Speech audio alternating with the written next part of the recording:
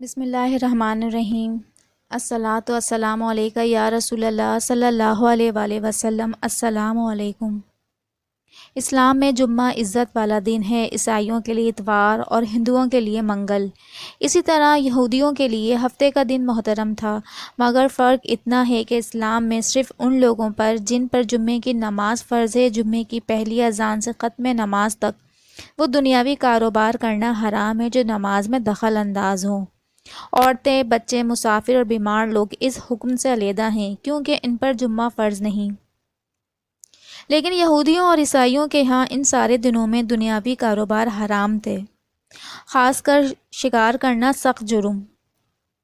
حضرت داؤد علیہ السلام اللہ کے برگزیدہ نبی اور رسول تھے۔ اللہ نے آپ کو بادشاہت عطا کی ہوئی تھی۔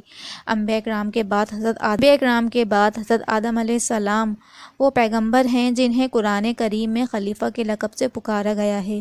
حضرت داؤد علیہ السلام پر زبور نازل کی گئی۔ حضرت داؤد علیہ السلام بحر کلزم کے کنارے شہر جو مدینہ منورہ اور شام کے داؤد علیہ السلام کی قوم بڑی خوشحالی زندگی بسر کر رہے تھے۔ اللہ نے انہیں بے شمار نعمتوں سے نوازا تھا۔ یہ لوگ خدا واحد لا شریک کی عبادت سے غافل ہو گئے۔ اللہ نے ان لوگوں کے لیے ایک آزمائش اور امتحان لیا۔ امتحان یہ تھا کہ یہ لوگ مچھلی کے بہت شوقین تھے۔ رب کی شان یہ کہ ہر ہفتہ اس دریا میں بے شمار مچھلیاں نمودار ہوتی، یا تو ان کے امتحان کے لیے یا اس مچھلی کی زیارت کے لیے جس کے پیٹ میں حضرت یونس علیہ السلام رہتے تھے۔ باقی دنوں میں یہ سب مچھلیاں غائب ہو جاتی تھیں۔ ان کے منہ میں پانی بھر آیا اور سوچنے لگے کہ کسی تدبیر سے ان کا شکار کرنا چاہیے جس سے شکار بھی ہو جائے اور ہفتے کے دن کی بے حرمتی بھی نہ ہو۔ آخر ان عقلمندوں نے یہ سوچا کہ دریا کے ارد گرد بہت سارے گہرے غار کھو دیے جائیں اور دریا سے اس غار تک نالیاں بنا دیں۔ جمعے کی شام کو ان نالیوں کا منہ کھول دیتے تھے کہ پانی کے ساتھ مچھلیاں ان گڑھوں میں آ جائیں، اور اتوار کے دن ان گڑھوں سے پکڑ لیتے تھے اور کہتے تھے کہ ہم ہفتے کو شکار نہیں کرتے۔ انہوں نے وہ مچھلیاں خوب کھائیں اور فروخت کیں، جس سے یہ بڑے مالدار ہو گئے۔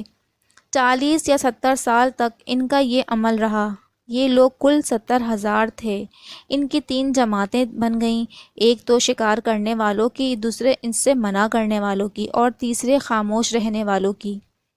یہ لوگ کل 12,000 تھے، باقی سب شکاری۔ جب شکاریوں نے ان کی نصیحت نہ مانی تو انہوں نے اپنے اور ان کے درمیان ایک دیوار شہر کے 2 حصے بنا دیے اور کہا کہ ہم ان کے ساتھ نہ رہیں گے، ہم پر عذاب نہ آ جائے۔ یہاں تک کہ داؤد علیہ السلام نے بہت منع کیا ان کو شکار کرنے سے اور فرمایا، اے بے وقوفوں، قید کرنا ہی تو شکار ہے۔ جیسے کوئی ہرن کو جال میں پھنسا لے اور اس نے شکار کر لیا، کھائے یا نہ کھائے، اور کھائے تو آج ہی کھائے یا کبھی دوسرے وقت، غرض یہ کہ ہفتے کے دن تمہیں شکار کی ممانعت ہے، نہ کہ فقط ہاتھ میں پکڑنے کی یا کھانے کی۔ اس کام سے باز آ جاؤ ورنہ عذاب میں گرفتار رہو گے۔ حضرت داؤد علیہ السلام نے بہت تبلیغ کی قوم کی۔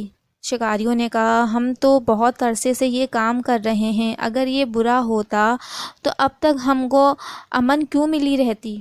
تب داؤد علیہ السلام نے یہ دعا فرمائی جس سے رب کو غضب آ گیا، اور رات میں یہ سب کے سب یا جوان لوگ بندر اور بوڑھے لوگ سور بنا دیے گئے۔ ان کے عقل و حواس تو باقی رہے مگر ان کی قوت گوئی جاتی رہی اور جسموں سے سخت بدبو نکلنے لگی۔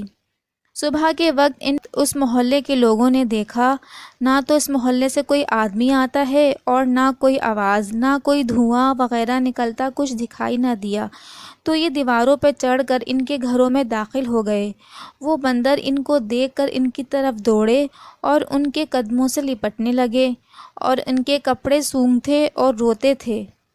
ان لوگوں نے کہا کہ یہ ہم نے تمہیں شکار کرنے سے منع کیا تھا پر تم لوگ نہ مانے، یہ اللہ کی طرف سے تم پر عذاب ہے۔ وہ بندر سر ہلاتے رہے اور آنسو ان کے رخساروں پر بہتے رہے۔ اسی حال پر ان کے 3 روز گزر گئے اور سب ہلاک ہو گئے، نہ کوئی بچا اور نہ ان کی نسل چلی۔ لوگوں میں یہ مشہور ہے کہ موجودہ بندر انہی کی نسل میں سے ہیں، لیکن یہ غلط تصور ہے۔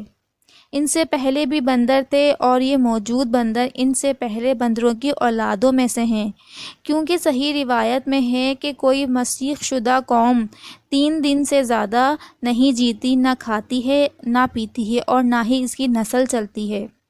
اسی لیے اللہ تعالیٰ نے ان کی نسل کو تباہ کر دیا، نہ کوئی باقی بچا اور نہ ان کی کوئی نسل چلی۔